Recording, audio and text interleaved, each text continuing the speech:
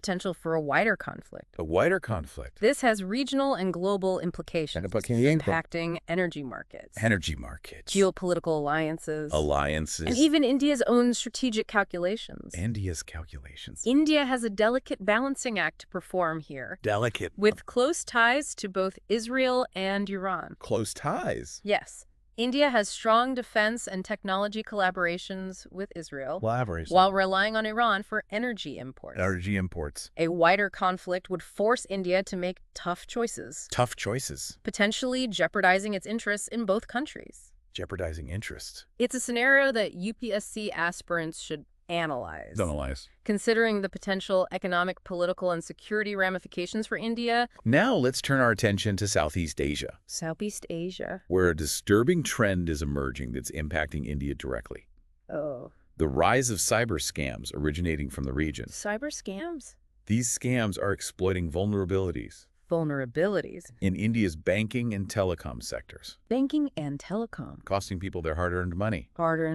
They range from digital arrest scams. Where fraudsters impersonate law enforcement officials. To investment schemes promising unrealistic returns. It sounds like they're preying on people's fears and aspirations. But the government is taking action. Forming a dedicated panel to investigate and address the issue. And implementing measures like blocking spoofed calls and identifying mule accounts used in these scams. It's a multifaceted problem. That requires cooperation between government agencies, law enforcement, and the private sector. Including banks and telecom companies. For those of you focusing on cybersecurity and India's internal security challenges, this is definitely an area to delve deeper into. Okay, before we wrap up this part of our deep dive, let's touch upon some key economic and social issues that are always relevant for the UPSC. Starting with the Global Hunger Index. Which doesn't paint a very positive picture. Unfortunately, no. The 2024 report highlights alarming global trends in hunger. Driven by factors like climate change, conflicts, and gender inequality. And India's performance has stagnated. With only minimal improvement over the past decade. And what are some of the key takeaways for those of us focusing on India's development challenges? The report underscores the alarming child malnutrition and mortality rates in India. Alarming rates.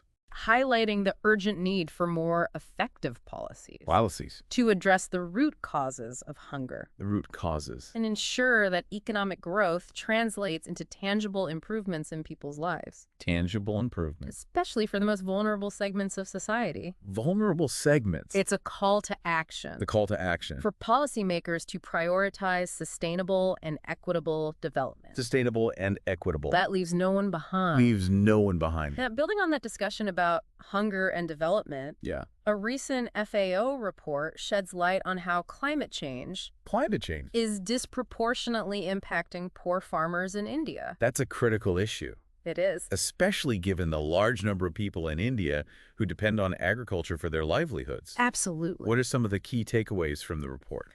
Well, the report highlights how extreme weather events, like heat waves and floods, are becoming more frequent and intense due to climate change. These events directly impact agricultural productivity.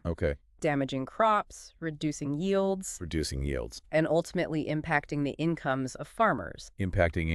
Particularly those with limited resources to adapt or cope with these shocks. So it's not just about environmental impacts. But about the social and economic consequences. That directly affect the livelihoods of millions of people. The report underscores the need for robust social safety nets. And climate-resilient agricultural practices. Resilient practices. To protect vulnerable communities. Protecting communities. This could include things like expanding crop insurance schemes. Okay. Providing financial assistance ahead of predicted extreme weather events. Financial assistance. And promoting drought-resistant crops and water conservation techniques. So many different things. It's a multi-pronged approach. Oh, sounds like it. Combining social protection measures with strategies to build resilience in the agricultural sector itself. Building resilience. Absolutely. And it's a key area for UPSC aspirants to focus on. A key area? Understanding these interconnected challenges and the potential policy solutions to address them. Addressing the challenges. Now shifting gears to a more positive development.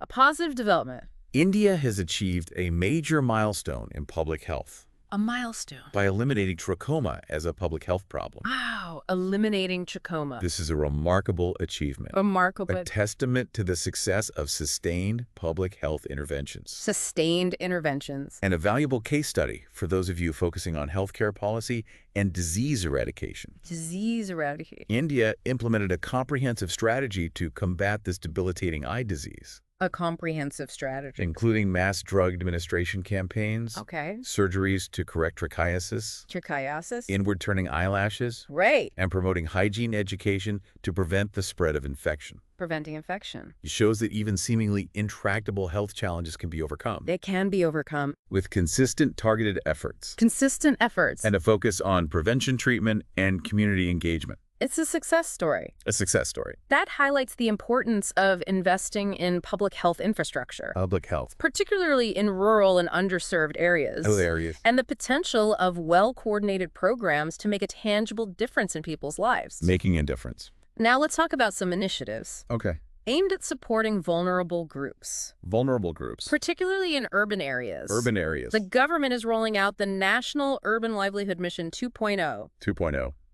NULM 2.0. What's new about this revamped program? NULM 2.0 takes a more targeted approach to addressing urban poverty and vulnerability. Okay. It focuses on skill development. Skill development. Entrepreneurship training. And providing support for accessing financial services. So accessing services. Particularly for groups like street vendors, gig workers, and the homeless. So it's about recognizing the specific challenges faced by different groups within urban areas. It is. And tailoring programs to meet their needs. Tailoring those programs. And it aligns with the broader policy focus. Yes. On creating a more inclusive and equitable urban environment. Inclusive and equitable. Providing opportunities for all segments of society to participate in economic growth and improve their livelihoods. Improving livelihoods. There's also a new national policy on street vendors.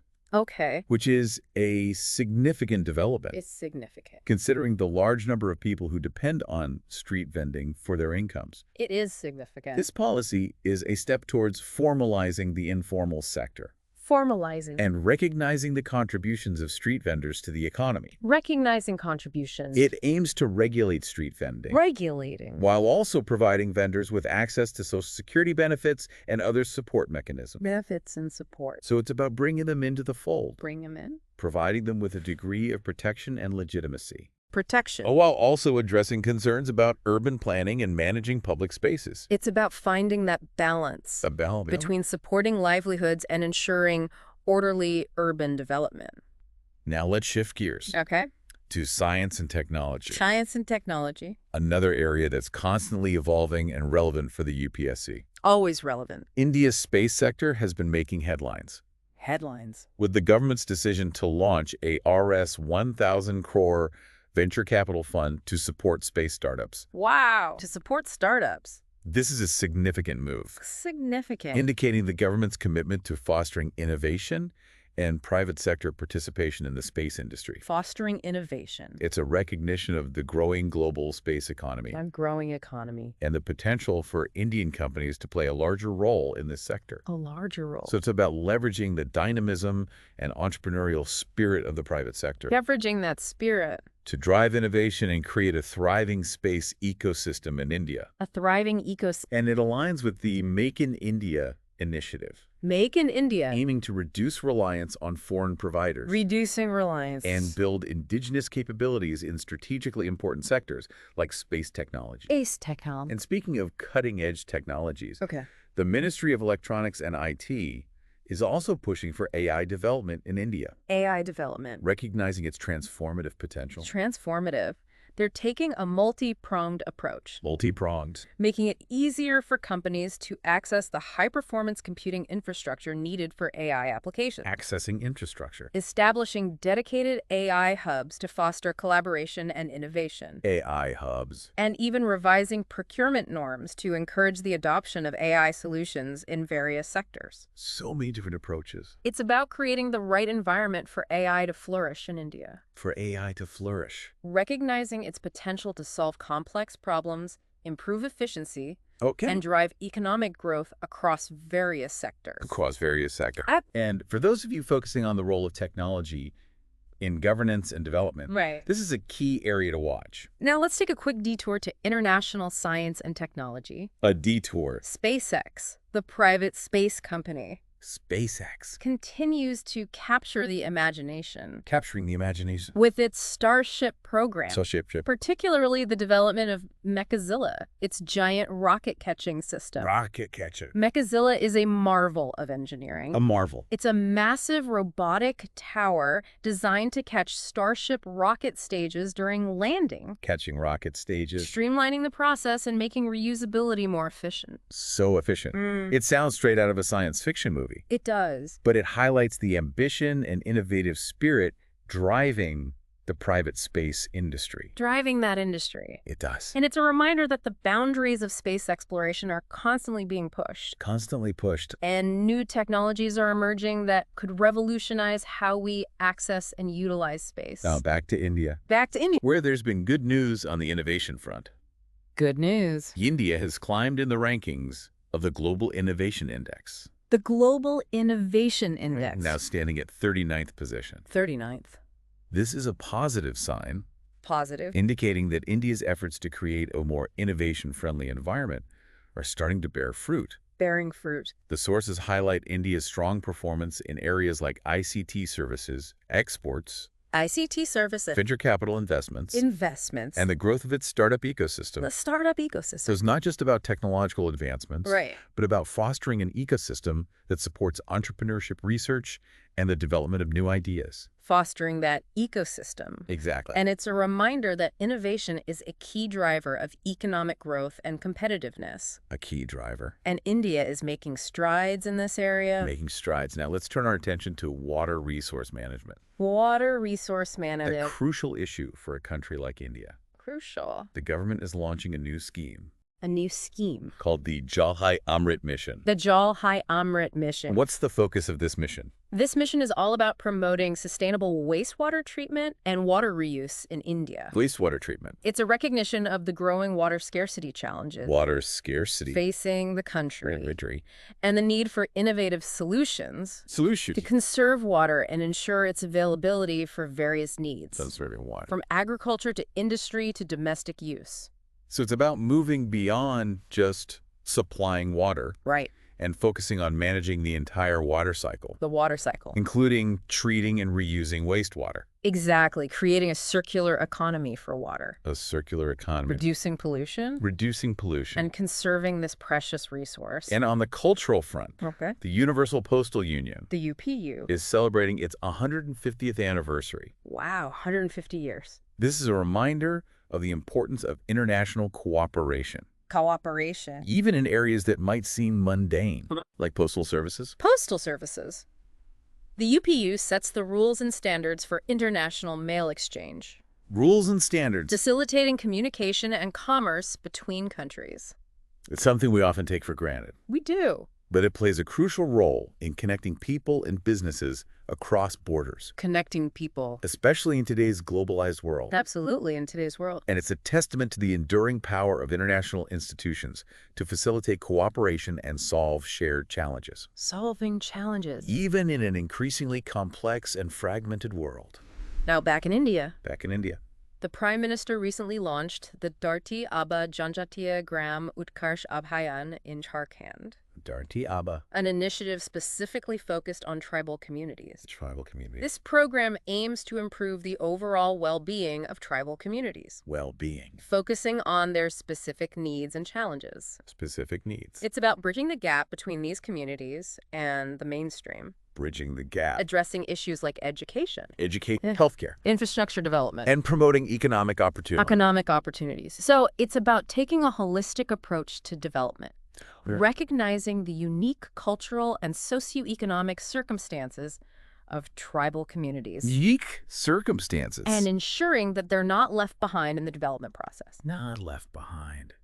Now let's move to a topic that has sparked a lot of discussion and debate. Okay. The new statue of Lady Justice installed at the Supreme Court.